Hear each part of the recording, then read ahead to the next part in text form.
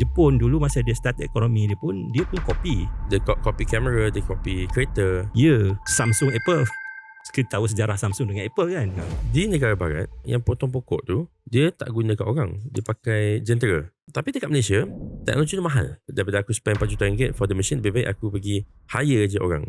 So adakah di Malaysia ni kita lebih incline hire orang berbanding dengan menggunakan teknologi untuk mempercepatkan hasil kerja? Okey, satu, dengan pengukuhan ringgit, kita boleh melaksanakan teknologi seperti ini. Kedua, yang menjadi murah di negara barat ni sebab dia orang yang create the teknologi. Dia orang create the machinery. Jadi dia pakai jadi murah. Kenapa kita tak boleh meniru copy benda yang sama?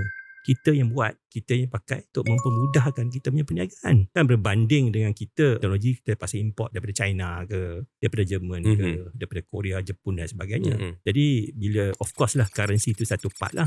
Tapi dari segi sustainability, kehadapan tu, dia jadi benda tu, kita terlalu bergantung kepada negara luar.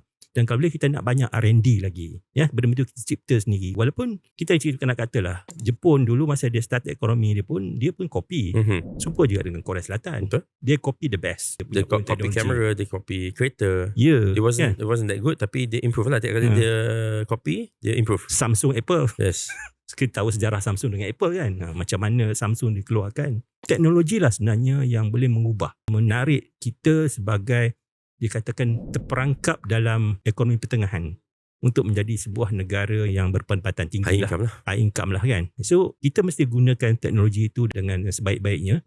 Bukan hanya setakat pusat data.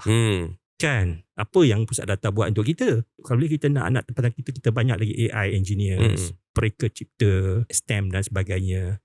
Dasar pendidikan kita lebih menekankan kepada TVET. Kat Jandah nampak sekarang ni TVET, STEM,